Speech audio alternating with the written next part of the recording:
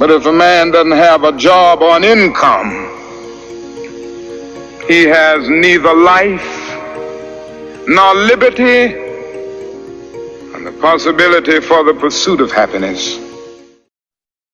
What's good, everybody? It's your girl, Miss Gizelle, and this is the Black Table Conversations with Miss Gizelle. And today we have none other than the great Miss Sharon Ricks in the building. Say hey to everyone. Yes, I'm so glad that you're here today. And let me start by saying, this is my aunt, and she also was married to my uncle. His name is Bobby Ricks, and he was an awesome drummer, musician. He traveled the world, literally, all the way up until he became seriously ill with breast cancer. So we want to really highlight the fact that breast cancer happens to men also. So we need Black men to do self-care checks and women too. So it's a us thing. So let's just dive in. Let's talk about you. Talk about, how you've been and, just yourself, what you're doing. Yeah. Well, I am an author also. I actually I self-published my first book back in 2008. And Bobby was a big part of that because he was like, he pushed me to do everything. It was like nothing that I couldn't do. I mean, I may not have thought that I could do it, but he always believed that I could. So he just pushed me a lot. So I did my first book in 2008. And you can find that it's called Let My Life Be a Testimony. And that book is based on the testimonies of other people that it came from a school assignment when I was in college. Wow. Actually. And it's like when I would go to I had to do some profile pieces on people that I knew. And so when I would go to talk to them, I would end up spending like hours with them. So after the school assignment was over, the book just sort of wrote itself. So it was really a labor of love. And you can find that book. It's still out there on Amazon, pretty much, I think, Amazon. And I have a website. It's www.letmylifebeatestimony.com. I love it. I love it. I love it. I will be adding those links to the bio, guys. So at the end of the show, you guys can check out her website and everything. So I was telling you earlier, like I'm on this What's Love journey. So you're my first What's Love guest. Okay. And even though your love has transitioned, your love is so powerful. We're talking 43 years. Yes. Love, and that's beyond love. That's like it's like well, I guess it's unconditional love. So let's talk about that. Like, what was that love? Like, what kept you guys so cohesive? Yeah, because let me tell you, that's a journey. Yeah. I think that the thing that really kept us together was that we were friends first.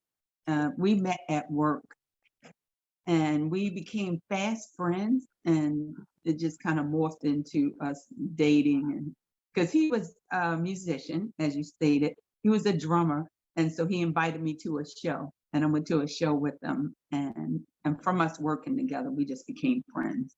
So I think that was the thing that really kept us going, because over the 40 years or so that we were together, we were married when he passed away. We would have celebrated our 39th wedding anniversary, but we were together before that. So 43 years altogether.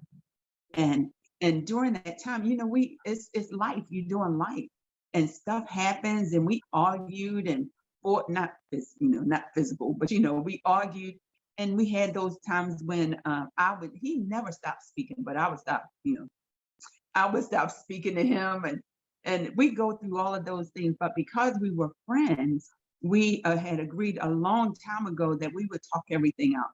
So basically, it's communication is really key.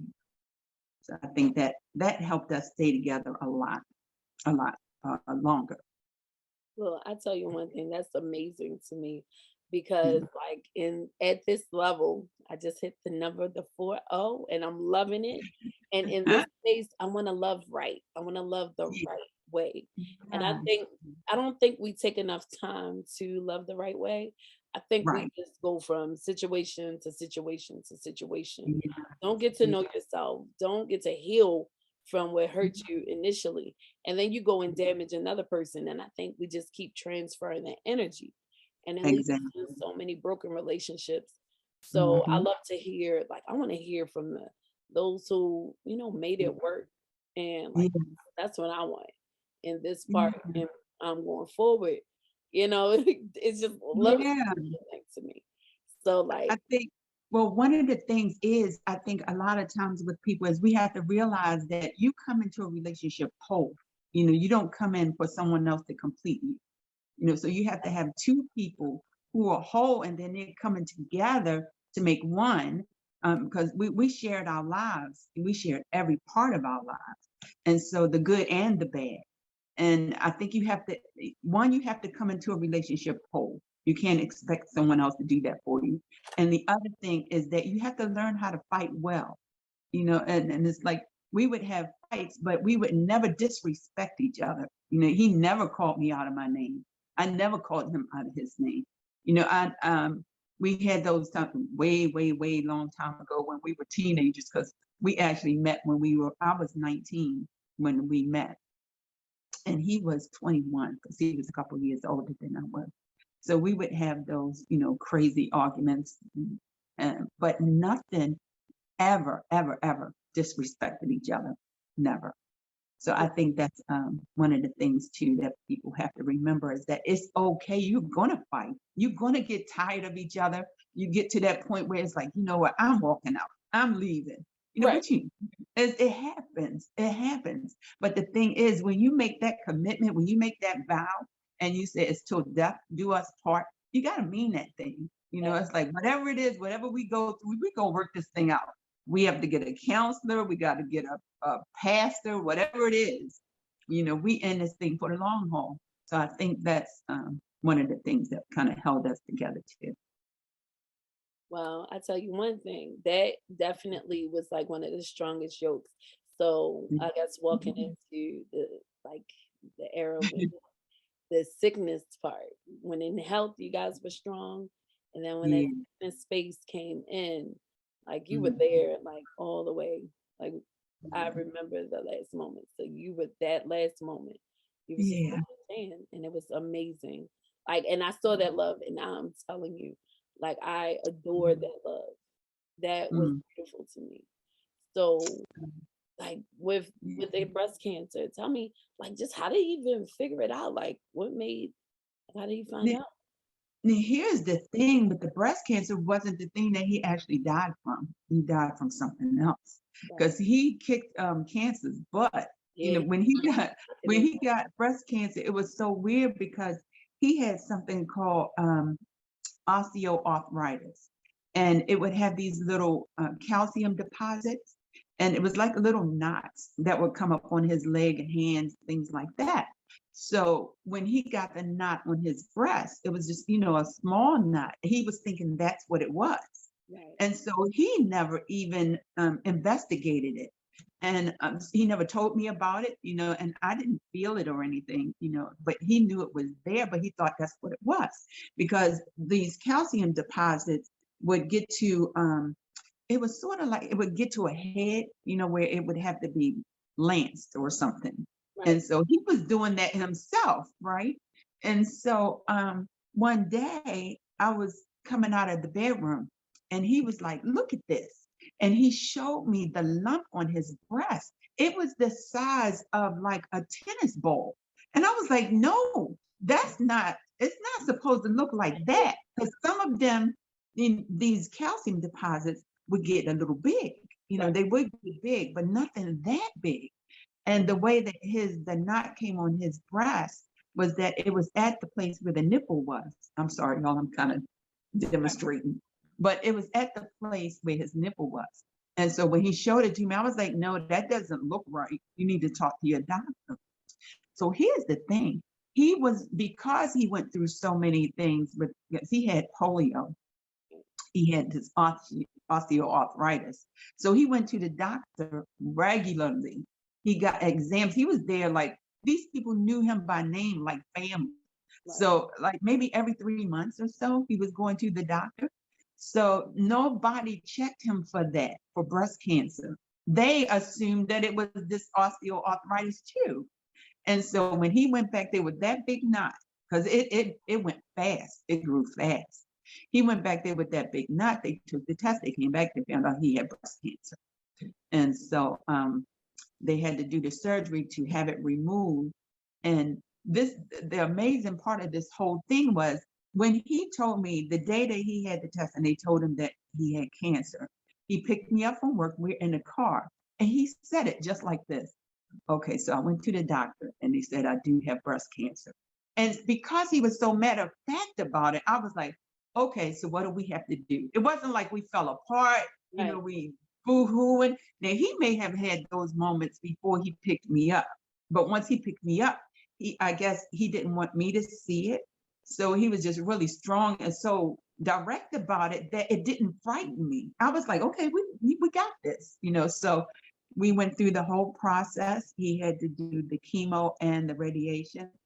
But what amazed me, and I think you talked about this too, Right. when you saw him, what amazed me after they removed his breast, and after they did that, they told us that we could come into the room to see him. When we walked into the room, he's sitting in the bed with this big smile on his face, right? And like we coming down the hall, we just all, I think Cookie was there, and a couple of my sisters were there. I can't remember. I think Niecy and Lloyd were there, and so his brother and sister and his niece. And we walked into the room and he's sitting there with this big grin on his face. And we thought you were going to be like in tubes, laid back, like all sick. It was amazing. And so his attitude changed our whole attitude. My sisters, they talk about that thing today because they were like, he had such a good attitude about it. And I think that's what helped him fight Yeah. because of, yeah. He Yeah. motivated me every day, like, and I'm gonna show you guys some of the screenshots at the close of the show, just like a memorialized dedication that I did do because my uncle fought. Like when I tell you fought, like, Yeah. and he did not care. Like it was like he was Yeah. online, and right after chemo, he's like, ding ding, round two. Yes. I was like, he get ready to go back to chemo. When he Yeah. posted that he was finished, I was so excited, like for him. Yeah. Like I was Yeah. like, we went and I came over to your house and we watched baseball Yeah. for what 3 or 4 hours Exactly. and just talked. And he was just Oh, like, wow. that's how much of a soldier he was. But Yeah. just I say this just to let men know, like, guys, it happens Yes. to you guys just like it happens to us. It may not have been as Mhm. severe and aggressive as my Yeah. uncle was, but it is something serious. Like, and we all gotta just Mhm. look out for each other. Um, Yeah. now, what self checks? That's the biggest I was thing. going to say that. Yeah. The So, what self would check you is encourage really, for that? Like, let's talk self checks. Yep. yeah. Yeah, definitely. Because with him, because his situation was a little different because he had an underlying condition and that kind of threw him off. He didn't think that that's what it was. But when you find any lump on your body, have them check it and don't let them, don't, and I'm going to say them, health professionals. Don't let your doctor blow it off. It's like, no, I need this check for me, so make sure that because it could have been a situation like his where something else was going on and they just attributed it to that and it wasn't, it ended up being cancer. So if they had checked it when it was a little p, he would have never went through all of that, he would have never had to go through that. So I think in men, because men really don't look at breast cancer, it's a women's issue, and it's really not. It's a everybody issue. So yeah, definitely check yourself monthly. Oh, Yeah, absolutely. Now, like, what would you leave with everyone? Like, because I know we talked about so much. We I literally, know, right? but Exactly. like, what would you leave with everyone just in love? We'll start there. Like, what Yeah, would you leave with people in love? You went sickness and health to death do you part. Real yeah, love. Like, yeah. tell us what you would leave people who are looking for that type of love Hmm. and those who are or maybe in a situation where it's not exactly what love is and they just realizing it, Mm, or they haven't even figured it out yet, and hearing this and saying, maybe I'm not in love. What would yeah. you leave with just people who are seeking real love? Hmm. I think probably what I would want to leave with people is don't give up. Don't give up so easy. Sometimes we give up when things get hard. We they call this a disposable. Um, like we don't hang in there. So a disposable generation. But I don't believe that. I just believe that when you fell in love and you got married, it was for keeps and you thought it then. So don't lose that. Keep dating each other. Have those date nights and let somebody babysit the kids and just go out together and just keep reinventing your relationship. So, Oh, yeah. I love that. Yes. That Mm, actually just kind of hit in a different way. I love it. I love it. I love it. Now, mm, when it comes to even with cancer and just like your self care, like what would you mm. leave with people for that? Yeah, don't take your health for granted. Definitely get regular checkups with your doctor.